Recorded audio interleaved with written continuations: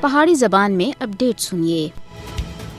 مقبوضہ جموں کشمیر وچ بھارتی پولیس سن کشمیری صحافیوں کے خلاف مودی حکومت کے کریک ڈاؤن کو بے نقاب کرنے دے اتتے برطانوی نشریاتی ادارے BBC کے خلاف قانونی کارروائی شروع کرنے کی دھمکی دیتی ہے۔ BBC سن کوئی بھی کہانی آپ کی آخری کہانی ہو سکتی ہے دے عنوان تھی اپنے ایک مضمون وچ مقبوضہ جموں کشمیر وچ صحافیوں کو درپیش دھمکیاں دے بارے وچ کھل کے اظہار خیال کیتا ہے۔ 1 ستمبر 2023 کو BBC دے شائع ہونے والے ایک مضمون جو گیتا لیمے دا تحریر کردہ ہے مضمون جس وچ مقبوضہ جموں کشمیر وچ ذرائع ابلاغ کے خلاف بھارتی کریک ڈاؤن کو بے نقاب کیتا گیا ہے۔ مضمون وچ کشمیری صحافی فہد شاہ دا بھی ذکر ہے جنہاں دے خلاف پہلے ہی مقدمہ چل رہا ہے اور او اس وقت بھارتی جیل وچ نظر بند ہے اور عدالت پہلا ہی انہاں دے خلاف غیر قانونی سرگرمیاں دی روک تھام دے کالے قانون UAPA دے تحت فرد جرم لا چکی ہے۔ BBC دے مضمون وچ مزید آخیا گیا ہے کہ مقبوضہ جموں کشمیر وچ پریس دی آزادی نہ صرف ختم ہو چکی ہے بلکہ کشمیری صحافی بھارتی حکام دی طرف تے انتقامی دھمکیاں اور پریشان کیتے جانے دا لگاتار مشاہدہ کر رہے ہیں۔ BBC دے مضمون وچ آخیا گیا ہے کہ 5 اگست 2019 جد بھارت سن جموں کشمیر دی خصوصی حیثیت ختم کی تھی اس وقت کشمیری صحافیوں کو نشانہ بنانے وچ بہت زیادہ بادھا ہویا ہے۔ مقبوضہ جموں کشمیر وچ آزادی صحافت کو قابض بھارتی حکام دی طرف سے سخت خطرہ لائق ہو گیا ہے۔ کشمیر وچ چھاپا